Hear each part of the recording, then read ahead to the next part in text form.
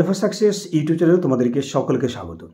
তো বন্ধুরা, আজকে আমরা এই ভিডিওতে আলোচনা করব Madras service commission group D পদের যে কাউন্সেলিং প্রক্রিয়া চলছিল, সেই কাউন্সেলিং প্রক্রিয়ার বর্তমান গতি প্রকৃতি কী হতে চলেছে। আদৌ কি সেই কাউন্সেলিং প্রক্রিয়া তারপর থেকে শুরু হবে, না পুরো প্রক্রিয়াটা বাতিল হয়ে যাবে?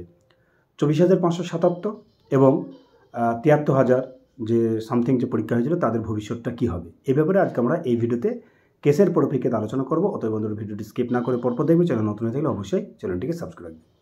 তো গতকালকে এই কেসের একটা শুনানি ছিল বিচারপতি অমৃতা ম্যামের এজলাসে। সেখানে গুরুত্বপূর্ণ শুনানি হয়, দীর্ঘক্ষণ শুনানি হয়। বাদী এবং বিবাদী সমস্ত পক্ষেরই যে উকিল সেখানে উপস্থিত ছিলেন, অর্থাৎ পিটিশনার এবং কমিশনের আইনজীবীরা ছিলেন। তো সেখানে কিন্তু অনেক বাদানুবাদ হয় এবং শেষ পর্যন্ত একটা সিদ্ধান্ত আসেন বিচারপতি অমৃতা ম্যাম। সেই সিদ্ধান্তটা কী ছিল সেই ব্যাপারে আজকে আমরা আলোচনা করতে চলেছি। তো দেখো, এই ব্যাপারটা সকলেই জানো, তবু দু একটা কথা বলে দিই, বেশি বলবো না, কেননা মূল যে জিনিসটা আমাদের সেটা জানলে যথেষ্ট। 24,577 জনের যে পরীক্ষা মাদ্রাসা গ্রুপ ডি পদের, সেটা 2010-এর যে নোটিফিকেশন অনুযায়ী 2011 সালে হয়েছিল। পরবর্তীকালে টেকনিক্যাল অভাব বা টেকনিক্যাল সমস্যার কারণে 73,000 সামথিং যে পরীক্ষাটা নেওয়ার কথা কমিশনের মাথায় আসে এবং সেটা 1 সেপ্টেম্বর পরীক্ষা হয়। এবং তারই পরিপ্রেক্ষিতে একটা নতুন প্যানেল বার করে, যেখানে 24,000 এবং 73,000 উভয়ই আছে। ঠিক আছে, তারপরে সে মেরিট, ফাইনাল মেরিট এবং কাউন্সেলিং প্রক্রিয়া চলছিল, সেই মুহূর্তে এটা স্টে হয়ে যায়। তো বর্তমানে, অর্থাৎ গতকালকে যে শুনানি, সেই শুনানির যে মূল জিস্ট, সেই জিস্টে এটাই হচ্ছে যে 73,000 সামথিংয়ের যে পরীক্ষাটা হয়েছে 2024 সালে 1 সেপ্টেম্বর, সেটা কিন্তু অবৈধ। এটাই মানে পিটিশনারদের এই কথাই বলা ছিল যে এটা অবৈধ, এটা পরীক্ষা নেওয়া চলবে না। যেহেতু পরীক্ষা নেওয়া হয়েছে এবং সেখান থেকে মানে যেটা ওনাদের যে বক্তব্য, অনেকটাই যে প্যানেল হয়েছে সবটাই ম্যাক্সিমাম 73,000 থেকে 24,000 থেকে কিছু রয়েছে। ঠিক আছে, তো সর্বোপরি যেটা হচ্ছে যে 73,000 যে সামথিং যে পরীক্ষাটা হলো সেটা কিন্তু অবৈধ বলে গতকালকে যে শুনানিতে এটাই কিন্তু উঠে এসেছে।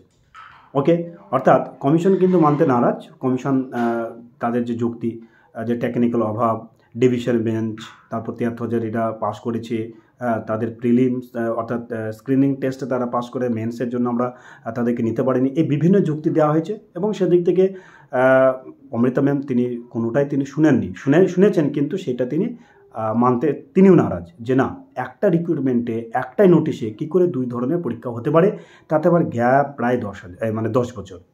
তো সেই দিক থেকে তিনি বললেন যে না, দ্বিতীয় যে পরীক্ষা সেটা কোনো পরীক্ষা নয়, এটা ইনক্লুড করা যাবে না। ঠিক আছে, অতএব এই যে প্যানেল, মানে যেটা যে ফাইনাল প্যানেল হয়ে গেছে, কাউন্সেলিং ইন্টারভিউ প্রক্রিয়া কমপ্লিট হয়ে গেছে, কাউন্সেলিং প্রক্রিয়া চলছে। তো সেখানে তিনি বললেন যেটা মধ্য কথা, আগামী 16 ডিসেম্বর নেক্সট শুনানি রয়েছে এবং এটা হচ্ছে ইন্টারিম অর্ডার তিনি দিয়েছেন। এখানে কোনো ফাইনাল জাজমেন্ট হয়নি, তবে তিনি যেটা বলেছেন সেটা ফাইনাল এটাই যে 73,000 সামথিং যে পরীক্ষাটা নেওয়া হয়েছিল সেটা কিন্তু বাতিল, সেটা কিন্তু অবৈধ। ঠিক আছে, আর তিনি এটা নির্দেশ দিলেন যে 16 ডিসেম্বরের আগে, ভালো করে এই কথাটা কিন্তু মাথায় রাখবে, মূল যে জিস্ট সেটা কি বলছে যে 16 ডিসেম্বরের আগে আবার নতুন করে ফাইনাল মেরিট বার করতে হবে, ফাইনাল প্যানেল বার করতে হবে। সেই প্যানেলে কারা থাকবে? 24,577 যে পরীক্ষাটা আগে হয়েছিল 2011 সালে, তাদেরকে নিয়েই কিন্তু প্যানেল হবে। এটাই কিন্তু পরিষ্কার তিনি বলে দিয়েছেন। এবং পরবর্তী যে পদক্ষেপ সেটা কিন্তু 16 ডিসেম্বর হবে। এবং এই যে 16 ডিসেম্বর আগে পর্যন্ত যেটা বলা হচ্ছে যে 24,577 যে পরীক্ষা দিয়ে তাদের প্যানেল দিয়ে সেই মেরিটটা কিন্তু, সেই ফাইনাল মেরিটটা কিন্তু আবার কোর্টে জমা দিতে হবে। তাহলে এখান থেকে একটা পরিষ্কার কথা সবাই এটা উপলব্ধি করতে পারছো যে 73,000 সামথিং যে পরীক্ষাটা সেটা কিন্তু বাতিল। এবং এই যে 73,000 থেকে যারা ইন্টারভিউ ডাক পেয়েছে, ইন্টারভিউ পাস করে গিয়েছে, ফাইনাল মেরিট চলে এসেছে, তারা কাউন্সেলিং করছে, এটা কিন্তু বাতিল। ওকে, এটাই কিন্তু গতকালকে শুনানিতে হয়েছিল, মানে পুরো জিস্ট। এবং এটা কিন্তু ইন্টারিম অর্ডার, অর্থাৎ ফাইনাল জাজমেন্ট নয়। কমিশন বিভিন্নভাবে এটা খণ্ডন করার চেষ্টা করেছিল যে না, যারা পিটিশনার, যারা কেস, তারা কিন্তু ডিসকোয়ালিফাই, তারা কোয়ালিফাই করতে পারেনি। এবং এই প্যানেলটা, অর্থাৎ পুরো রিক্রুটমেন্টটা তারা বানচাল করার জন্য, স্টে করার জন্য এটা কিন্তু তারা লেগে পড়ে উঠেছে। কোনো ধরনের কথা বিচারপতি তিনি শুনেননি, তিনি বলে দিলেন যে এটা হিউজ পরিমাণে একটা ভুল কমিশনের, তো সমস্ত কিছু জাজমেন্ট করার পরে তিনি অর্ডার লিখলেন, এটাই তিনি উল্লেখ করলেন যে ডিভিশন বেঞ্চে দ্বিতীয়বার পরীক্ষা নেওয়ার কোনো কথা বলা হয়নি, তবু পরীক্ষা নিয়েছে, যেটা ভুল ব্যাখ্যা কমিশনের তরফ থেকে করা হয়েছে, তার জন্য তারা ৭৩,০০০ সামথিং পরীক্ষা নিয়েছে। অতএব সর্বকথা যেটা লাস্ট যেটা এটাই যে ৭৩,০০০ এই সামথিং যেটা পরীক্ষা নিয়েছে সেটা কিন্তু বাতিল বলে তিনি ঘোষণা করলেন। এবং ২৪,৫৭৭ যে পরীক্ষাটা হয়েছিল তাদেরকে নিয়েই ফাইনাল প্যানেল বার করতে হবে, তাদেরকে নিয়ে কিন্তু আবার নতুন করে তোমার ইন্টারভিউ হবে এবং তাদেরকে নিয়ে আবার ফাইনাল প্যানেল তৈরি হবে, অর্থাৎ তারাই কিন্তু পাবে। দ্বিতীয়বার যে পরীক্ষাটা সেটা কিন্তু হবে না। এবং ১৬ই ডিসেম্বরের আগে যেহেতু পাবলিশ করতে বলেছে রেজাল্ট, তার আগে রেজাল্ট পাবলিশ করে কোর্টে জমা দিতে হবে, ১৬ই ডিসেম্বর পরে পরবর্তী সিদ্ধান্ত হবে। তো এখান থেকে যা বোঝা যাচ্ছে ৭৩,০০০ এইটা কিন্তু বাতিল হয়ে গেল এবং আশা রাখছি এটা কিন্তু আর হবে না।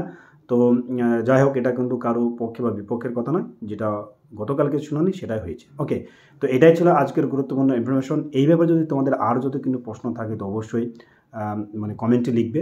পরবর্তীকালে সেই ধরনের কমেন্টের যে প্রশ্নগুলো একটা ভিডিও বানানো হবে। তো আমি যেটা বলছি, সামনে আরেকটা আমরা ভিডিও নিয়ে আসছি, সেটা হচ্ছে বলে রাখছি যে এই যে ২৪,৫৭৭, ঠিক আছে, সবাই তো এই ফাইনাল মেরিট আসতে পারেনি, সেখানে ৭৩,৫০০ যে ৯৭৮ যেটা ছিল তারা তো ইনক্লুড রয়েছে অর্থাৎ ফাইনাল মেরিটে। তাহলে ২৪,০০০ সামথিং যারা ফাইনাল মেরিটে রয়েছে, যারা কাউন্সিলিং প্রক্রিয়া অংশগ্রহণ করেছে, তারা কি থাকবে না তাদেরকে নিয়ে আবার নতুন করে প্যানেল হবে? তাদের ফাইনাল কাট অফ কত হবে? আগে যে কাট অফ ছিল ১৪, আবার কি কাট অফে কিন্তু হেরফের হবে? এ ব্যাপারে আজকে আমরা এই ভিডিওতে আমরা বিস্তারিত বলছি না, পরবর্তী একটা ভিডিওতে তোমাদের এই ব্যাপারে বিস্তারিত আলোচনা করব। সেই জন্য তোমাদেরকে এই রিকোয়েস্ট থাকবে, আমাদের চ্যানেলটিকে সাবস্ক্রাইব রাখবে, নোটিফিকেশন পাওয়ার জন্য বেল আইকনটা অবশ্যই অন করে রাখবে। তো ভালো থাকবে, সুস্থ থাকবে।